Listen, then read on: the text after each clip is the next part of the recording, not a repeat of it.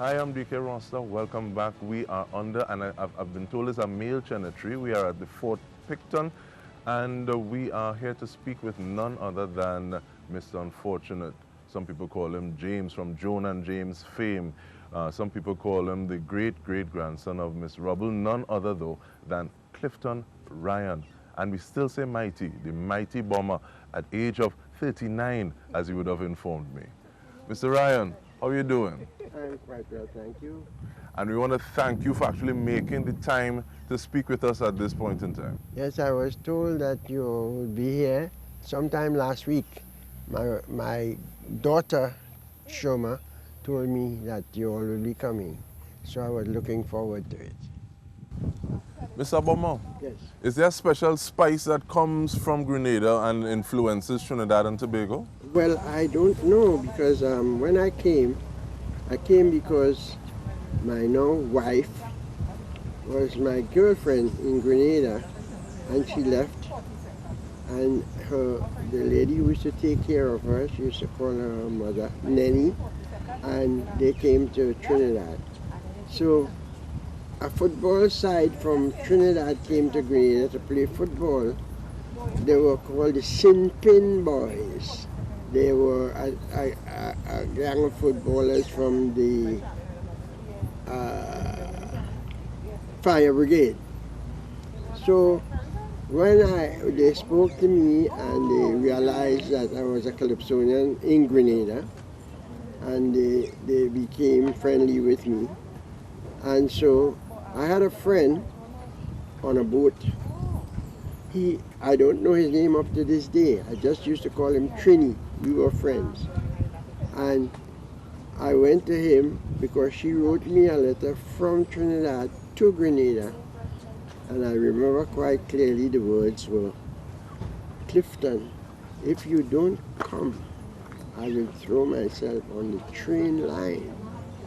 So that got me scared, and I decided I have to go and tell Trini, the man on the boat, what's happening. And he said, so what you want to do? I said, I would like to go. So he told me, he said, you want to go in church? I said, yes. And he said, come back tonight at 8 o'clock. He said, because we leave at 8. And when you see me, untie the rope from the vessel and throw it on the wharf. We are about to leave. He said, that room in there, he showed me a little room. He said, that's my room.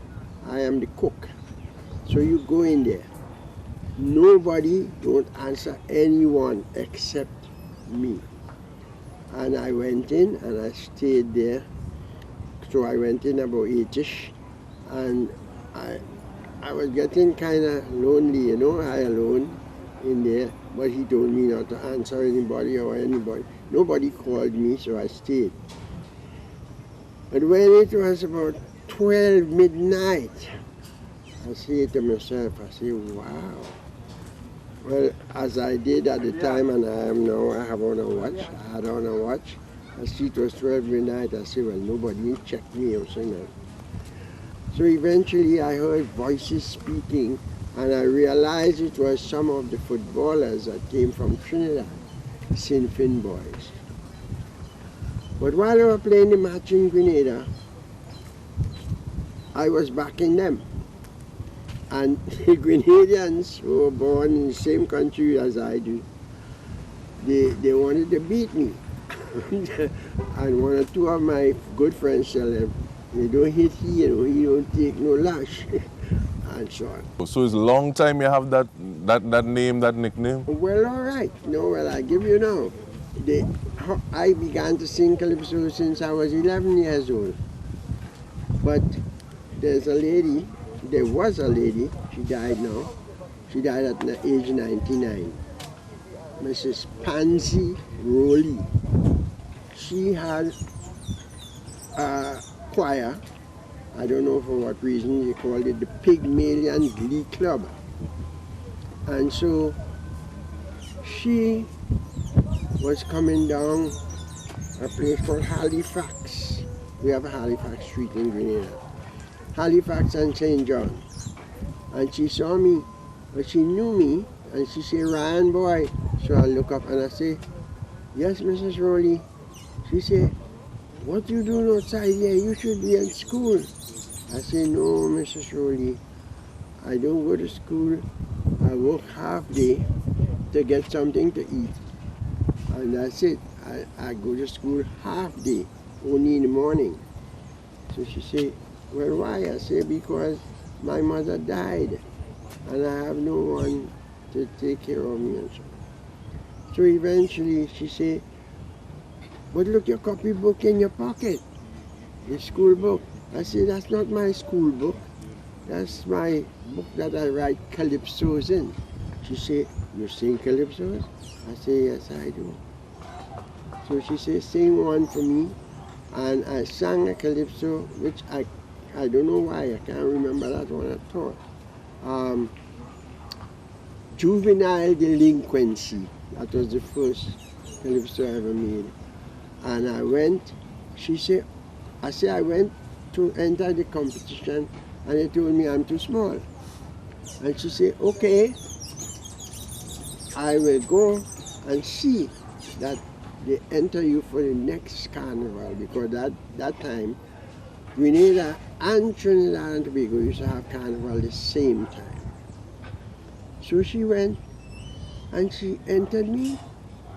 I didn't even know. And then the following week, she came back in the same area and she saw me. She said, Ryan boy. I said, yes, Mrs. Rowley. She said, you're on for the next carnival. I said, what do you mean? She said, the competition. So I went to the competition. I was so small that all the other people who were taking part were big people. So they put a table and placed me on top of the table to sing. I sang. When they had about 12 competitors, and when the 12 finished singing, they would give the results, but they would call from number 12. So they started. Number 12, and they call the singer, and they go. So I say, I'm only running them. And they call 11, I say, I'm only running 10. And they're going down. So when they reach 3, I say, what? I run second, boy. And then they call the second, they call a name, and they say, the winner, or the Calypso King of Grenada for the particular year, is Clifton Ryan. That time I was not bomber. So I sang, I won. I can't remember how much the money was, but the following day, there was a theater on the Carnage called Empire Theater. So that afternoon we go to the theater and we say we're going to matinee.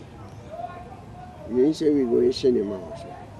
So I'm going down the Carnage, and a gentleman, I now know his name, but he was a boxer. Boxer was his title. Oswald Boxer. This gentleman, Indian, of the Indian descent, sitting at a window, a big house. And as I go across, he said, good afternoon. So I turned back and I said, good afternoon, sir. He said, are you the little boy who won the competition yesterday? I said, yes, sir. He said, and where you off to? I said, I'm going matinee. So he would know I'm going to the cinema.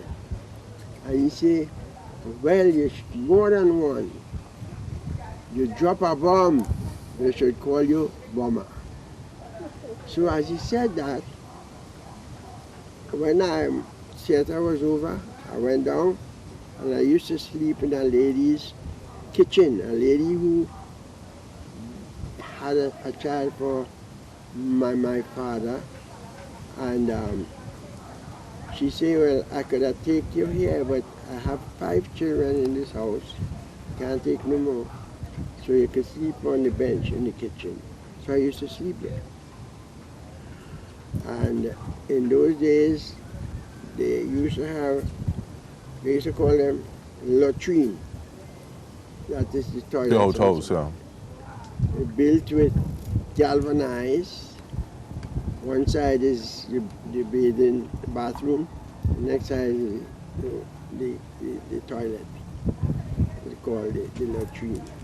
So I used to wash my clothes in the bathroom, put it out to dry in the sun, and at night when I go to sleep, I put a piece of cardboard below my head, wash my clothes and so on, and fold it nicely and rest it below there. Because at that time, to be honest with you, I had just one pants, one shirt. And when they see me next day, oh, you're looking nice. So it looked like if somebody ironed or pressed it. Press it. Because it's below my head in the cardboard. And I kept on like that. And I won for 7 consecutive years. You're showing off on people. Yes. But actually, but we'll take a small pause there and we come back with more. Stay right here, you don't want to miss it.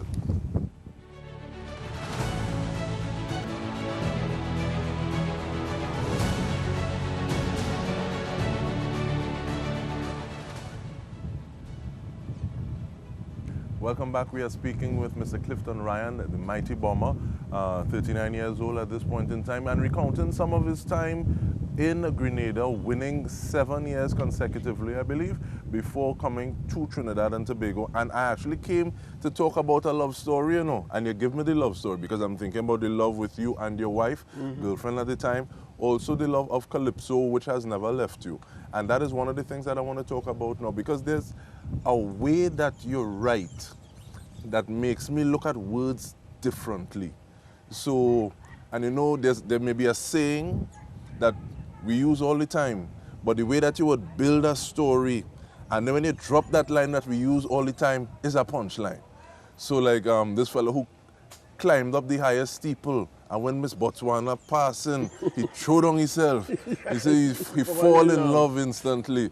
So, so what's going through your mind to be able to write the things the way you do? Well, the way I do that now, I don't sing calypsos anymore. I sing in the church where we visit. But I think the church, ask my wife, she would know. She's a member. In fact, she's the mother of the church. And she would tell you that they have service now and then.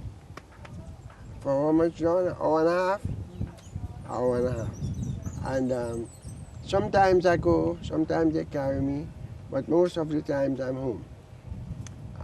One of the children will stay with me, and I'm okay. Now, I feel good. The last time I went to the hospital, they diagnosed me with a sickness called what, Don? Brittle bones? Brittle bones. That means the bones, your bones are getting brittle. If you fall and you break any part of the body, it's not easy to get well. And the age too. But I prayed all the time. I pray a lot. And I ask God, I say, let your son Jesus, the miraculous one, heal me. And that's how I feel. I try not to fall. Many times I slip and I stumble, but I don't fall. And I'm feeling very good. Very, very, very good. And I feel that's what you just said there is almost like a recipe for life in terms of like asking for help, for guidance, and it's to slip and to stumble is to be human. I can tell you that. But giving thanks for not falling. I can tell you that. But you also said that sometimes you, even though your wife may go to church and you don't go, you have a family member with you. How do you feel to be able to, you're kind of secure in the knowledge that you have family members around you who love you, who are there with you? Oh yes, magnificently, because my daughter there, Shoma, she's most times the wife have to go out, and she don't have to go. If they have to go, two of them will stay. And a young man who stays downstairs, his name is Kevin, and he will come up and remain in the living room where I go to my bedroom. Because since they diagnosed me with that brittle bones, they advised them to put a sheet of, what the board name? Plyboard on the bed, so that I would lie on that. I don't know, the doctors, they know. So they tell them what to do, and they did that, and that's what I still sleep on. And I sleep comfortable on it. There are times when I get pains in the stomach or sometimes the chest, and I pray. I pray a lot because I believe that there is a God. And when I look around me and I see the daylight, the sun and the moon and the stars, etc., I believe there is a God. There are so many people who don't believe that there is a God. I don't, they call them what? Atheists? Atheists. Yes. I used to say atheists, I didn't know. But then I got to know the right name. But I believe when I look around me and I see the trees, when they move, I say, Lord, the trees are all bowing to God and worshiping Him.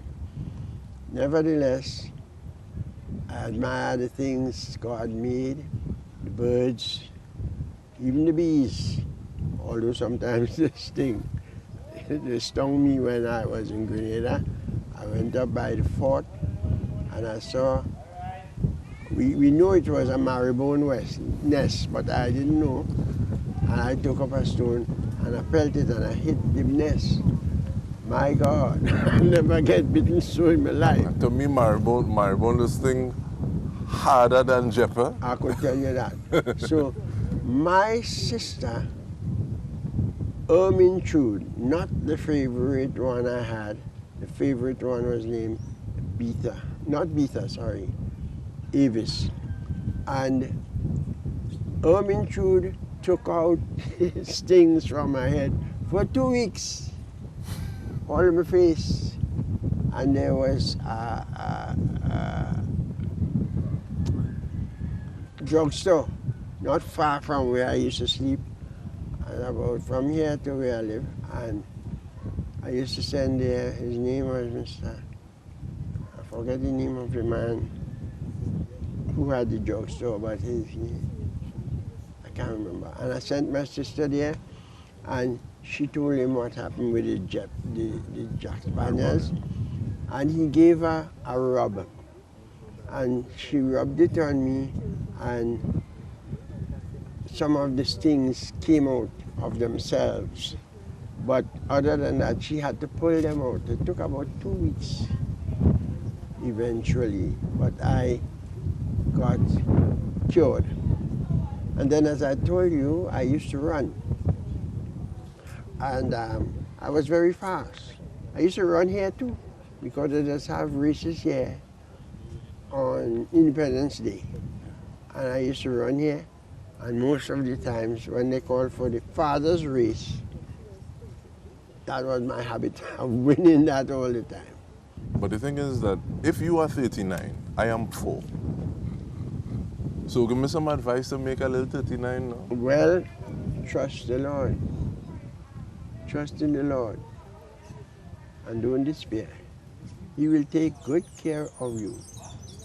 That smile, because even you say you don't sing Calypso anymore, but even the way that you speak, I hear it, and the way that you describe things and the trees bowing before the Creator, it's still a very, you hear that, you get that from it. So we actually thank you for being able to spend some time with us as we've had this bit of conversation. Right. Well, that's the way I am, you know. My wife and I, we get up every morning when God wakes us up, and she plays the keyboard, and we come together, we lift our voices in prayer and song. Now my eyes are not what they used to be, so I don't see as I used to. She does, she has good eyesight, so she reads the Bible, and she picks a sermon for the day, and we get the Daily Word, if you know about that little book. And she takes something from the Daily Word and goes to the Bible and sing about that, and speak about that.